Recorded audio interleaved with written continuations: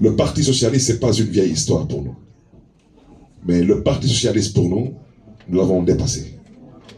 Nous parlons aujourd'hui des socialistes et de la gauche. Parce que le Sénégalais est fondamentalement et naturellement, il est socialiste. C'est pourquoi quand j'étais responsable des jeunes socialistes, des fois les gens me disaient qu'ils ne voteraient pas pour le Parti socialiste parce qu'on n'avait rien fait. Moi, vous savez, je suis né à la SICAP.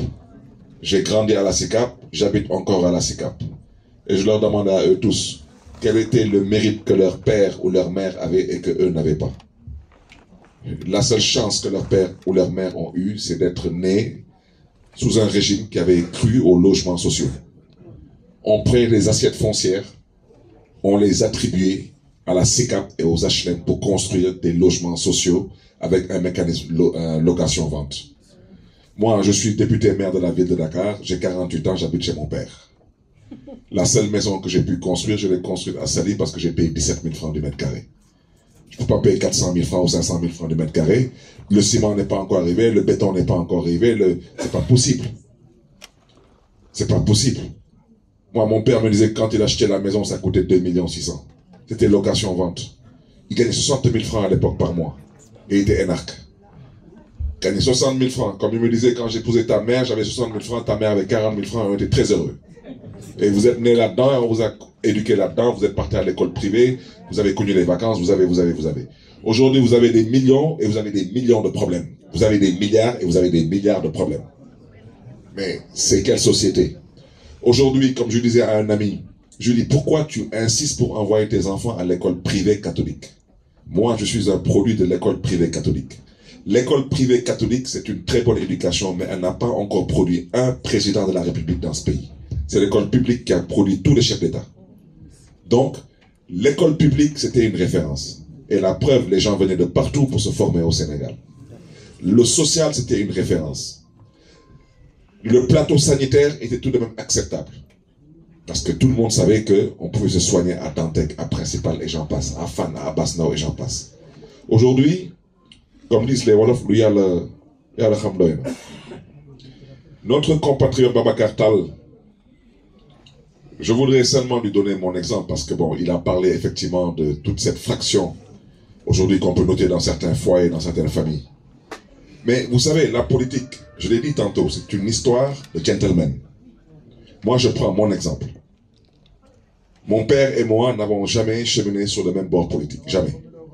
J'habite chez mon père. Bon, je ne parle pas là-bas de politique parce que si je parle là-bas de politique, il faut payer l'eau, l'électricité. Bon, quand vous êtes hébergé avec toute votre famille gratuitement, vous comprenez, vous préférez éviter certains sujets. Mais moi, je critiquais le président Macky Sall, mais mon père était dans son cabinet comme ministre envoyé spécial du président jusqu'à l'heure où je parle. Et moi et mon père ne parlons jamais de politique. Moi-même, quand j'allais rencontrer le président Macky Sall, mon père l'a appris dans la presse comme tout le monde. Parce qu'on parle de tout sauf de politique. Parce que j'ai été éduqué dans cette liberté. C'est pourquoi j'ai été choqué, et je vous le dis, heurté, de voir certaines personnes vouloir me réduire à la pensée unique. Je crois que ces personnes ont vraiment tapé à la mauvaise porte.